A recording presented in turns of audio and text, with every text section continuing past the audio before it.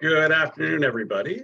Thank you for joining. As usual, this will be recorded for people to see who couldn't participate in the live call, or if someone wants to watch it again. We're going to be going over what happened in 2022 and what we can expect in 2023, as well as a really interesting story on Canada's leading biotechnology sector and kind of where that's going as well. Apologize, please be patient with me. I had a bad cold last week, which is why this is a little later in the month than normal, but it may make me stumble and get a glass of water once in a while. So some of the highlights from last year and recent things, both the Fed and Europe central banks are keeping up a hawkish rhetoric. They're attempting to let the markets know that rates probably are going to go a bit higher than they expect. The job data has been strong in Canada and the US, but we expect a little bit lower rates in January. As we can see on the left-hand side, Bank of Canada, we expect 25 basis points, the Fed in the US 25 basis points. Europe probably is going to be the only one that raises higher in February, about 50 basis points. The central banks aren't done raising rates yet. But this year should be a pretty good year for bond markets, particularly government bond markets. There may be some credit risk for higher yield type things and lower ranked corporates as well. So we're going to stick to mostly government bonds or very high rated bonds this year. The labor market's holding up. One thing I want everybody to keep in mind with that is when we talk about the economy, labor market is a lagging indicator. That means it's kind of telling you what's already happened in the economy. So when you take a look at that, don't look at it too seriously. The other item is that in the US, there are about 3.5 million workers are gone from the economy. 2 million retired early during COVID. They had a decline in immigration, as did Canada, about 500,000 in the US. And about 1 million COVID deaths have also reduced the labor market a bit.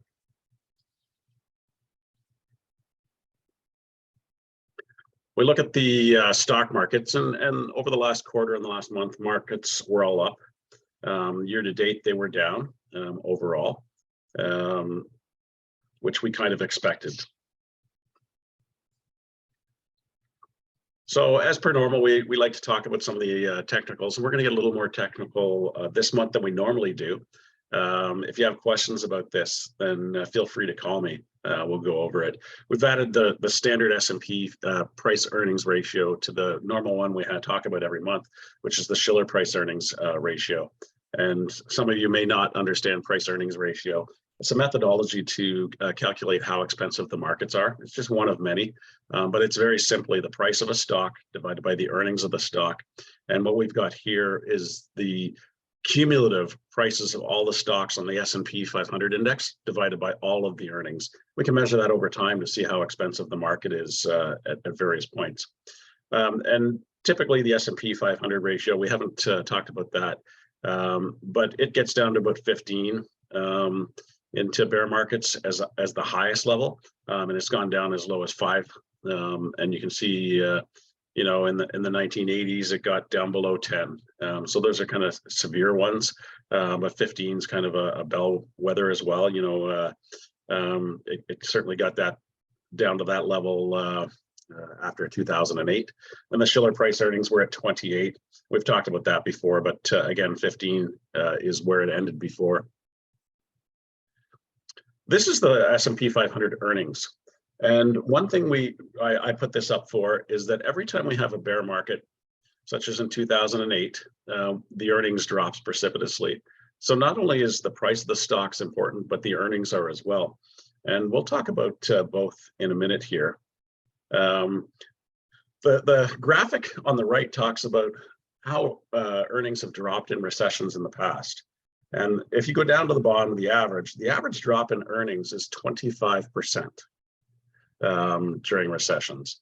And we can see in 2000, they dropped 47%. In 1990 to 91, 28%. And in 2007 and 2009, they actually dropped 79%. So those are some pretty big drops in price earnings. If we go with the average over time, just the average, we're not going to go with the extremer examples that happened in 2001 or in 2008. We'll just go with 25%. If you go to 25%, my friend on the left, Peru, who I follow on Twitter for some of his excellent economic analysis, a 25% drop in earnings per share from today gets us down to 165.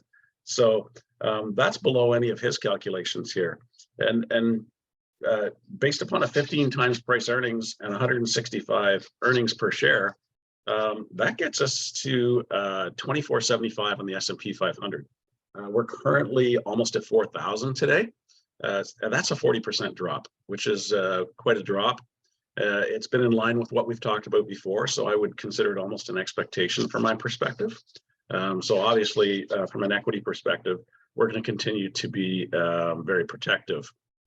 The next slide talks about what happens in these bad down markets, 2001, 2002, 2008. We'll start with 2001. If we look at that in the top right, we can see how much each sector was down. And the key point here is, well, you know, between 2001 and 2002, everything was down. There wasn't a single sector that was up during that period. In 2008, the far left column on the left graphic, again, the consumers was up or down 15%. That was the best of any sector. So when we get these down markets, like down 40%, like we might be expecting, maybe it's a little less, maybe it's a little more, nothing is going to protect you and no sectors are going to do well. The other thing I want to take a look at is 2021, 2022, the top performers were energies. Rarely do we have a condition where energies or any sector would lead 3 years in a row. So it seems improbable that oil and gas will lead this year. We're going to see. Some of those are down quite a bit from their peaks already. Just further on housing, housing prices are still very high. Affordability is stretched incredibly. We're starting to see housing not move as much in sales. And one of the interesting graphics here is the share of income a household would need to cover the ownership costs. And these are way above what they normally are. You know, Canada overall, 62% of your income just to cover your ownership costs. That's extreme, and it's going to have to correct at some point in time.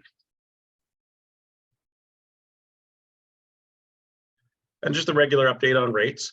What we see on the GICs on the right is the rates have all come down already, which is interesting given we're still in a rising rate environment. But what we do see is the long rates dropping more than the short rates. And the expectation is their long-term rates are going to fall. Economists and the Fed seem to be indicating maybe 2024 they're going to start dropping rates, maybe as early as December of 2023. Mortgage rates are still very high. They may go higher if rates go up a little bit more. We're going to have to wait and see on that. How can we help other people? Well, these are pretty trying times for a lot of people. With mortgages going up so much, with inflation up a great deal. And one of the things about the inflation rate is, while we see core inflation starting to fall, the consumer inflation is at its peak still. And the consumer inflation index is all about housing prices. It's about food prices. And we all know that the food prices continue to go up. They aren't going down yet. So these type of things are showing that the inflation that you and I pay hasn't gone down yet.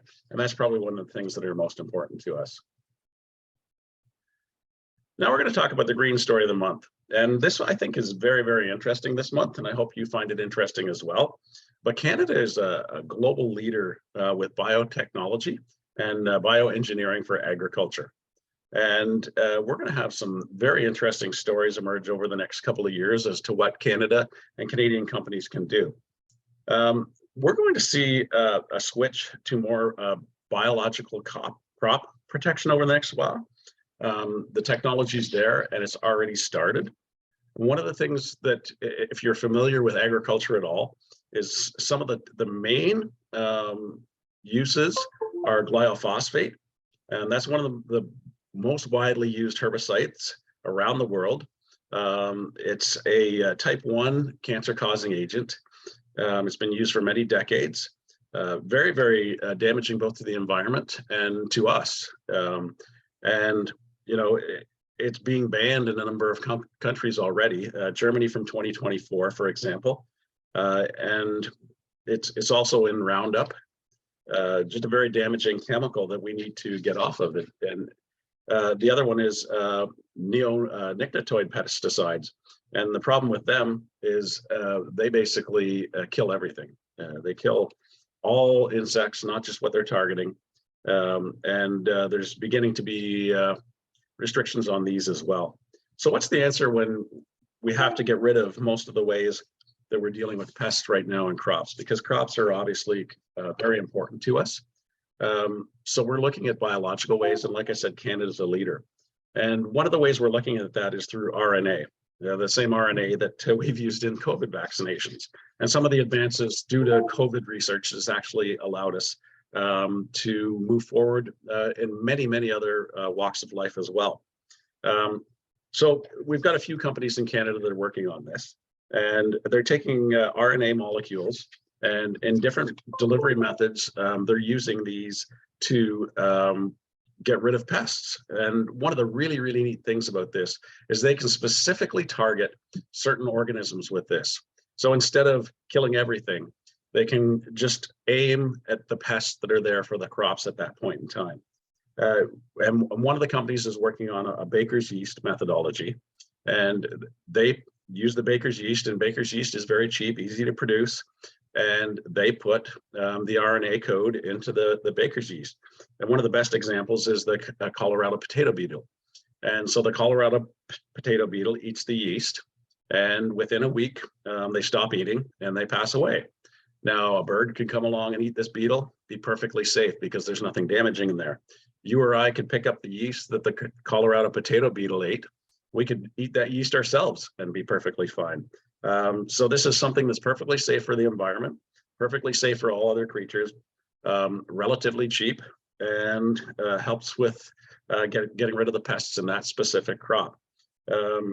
Another company in Canada has worked on a methodology of doing this, and they're getting rid of mold on bananas, which is an incredibly important issue. They're working on canola beetles, pine beetles, western rootworm, and in theory, they believe they can work on avian flu vaccinations and malaria. One of the other interesting usage on this is that when you make, as you know, alcohol is carcinogenic as well. So they're looking at using a yeast that removes acrylamide out of the alcohol, which again is a level 1 carcinogen, and using the yeast programmed with RNA to eliminate that issue. So there's a lot of really exciting things that we're doing. And I think this technology is very exciting. I'm not saying we're going to invest in it today or anything. I just think it's a really neat story that we need to follow, and maybe one day it will be investable. We'll have to see. So that's it for this month. Please visit the websites, whether it's website, Twitter. I put things up all the time, as well as LinkedIn. So thank you for your time today. And if you have any questions, feel free to follow up and ask me. And if you have anything you want to see in the future, please send me a message, and we'll discuss it in person, or we'll bring it up next time. Thanks again. Have a great day.